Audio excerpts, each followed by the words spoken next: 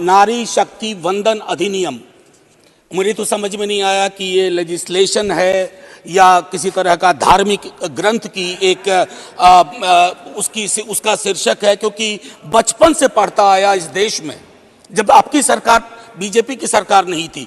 जत्र नार्यस्तु पूज्यन्ते रमन्ते तत्र देवता, पता नहीं देवता रमन करते हैं कि नहीं, लेकिन हमने इस श्लोक के बावजूद महिलाओं का मोलेस्टेशन देखा, घरेलू हिंसा देखी, सबसे ज्यादा रेप परिवार नाम की संस्था में देखा, जिसका आंकड़ा खुद सरकार देती है। तो मुझको लगता है ये जो विरोधाभासी चरित्र है हमारे देश का, इस विरोधाभासी चरित्र पर भी बात होनी चाहिए।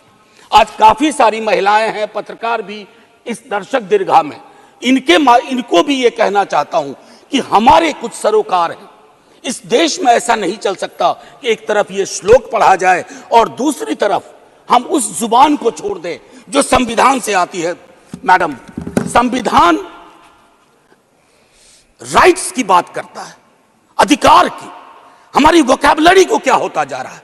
अधिकार दया की श्रेणी में नहीं आएगा, लेकिन पूरा का पूरा जो टेक्सचर देखता हूं वो दया की श्रेणी में बात होती है, अधिकारों की बात कभी दया से नहीं होगी।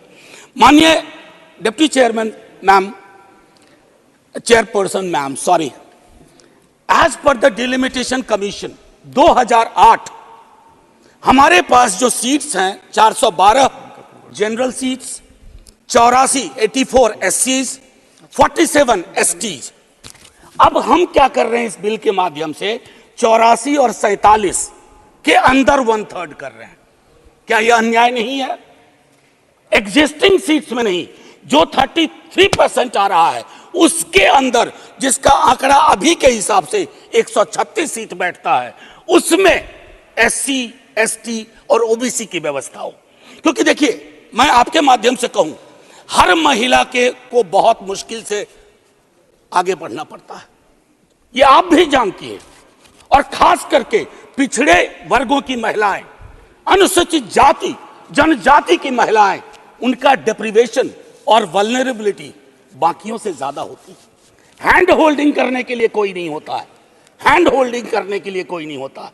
अगर आप पहुंची तो बिना हैंड होल्डिंग के, लेकिन उन पिछड़ी जाति की महिलाओं का क्या, जिनके हैंड होल्डिंग के लिए ना हमारे धर्म ग्रंथों में कोई व्यवस्था है और ना आज की समकालीन बातचीत में कोई व्यवस्था है।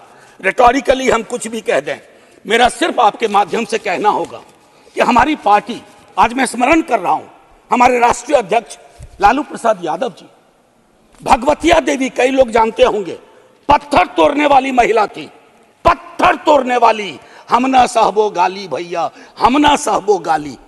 वहां से, गया से निकल करके वो संसद तक पहुंची। क्या उसके बाद भगवतिया देवी आ पाई, फूलन देवी आ पाई? वो इसलिए नहीं आ पाई कि हम आपको दोष नहीं देते हैं, हमारी व्यवस्थाएं संवेदन शून्य है। मैं तो आग्रह करूंगा तमाम साथियों को, आप किसी भी दल में हो, आज एक बार उससे बाहर निकल करके सोचिए।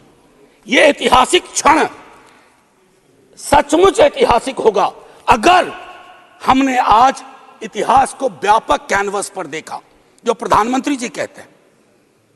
और प्रधानमंत्री जी की कथनी और करनी में फासला नहीं होना चाहिए, और यह फासला इसलिए नहीं होना चाहिए कि बड़े दूर फासले पे लोग खड़े हैं, अत्यंत पिछड़ी जातियों के लोग। मैडम, आप, अगर आपके माध्यम से मेरी बात पहुंच रही हो, तो आज मैं आग्रह करूंगा तमाम साथियों से, चिंता न करिए दलीय व्हिप की। दलीय व्हिप समाज की व्यवस्था पे भारी होना चाहिए, इसलिए मैंने कहा समर्थन विरोध नहीं।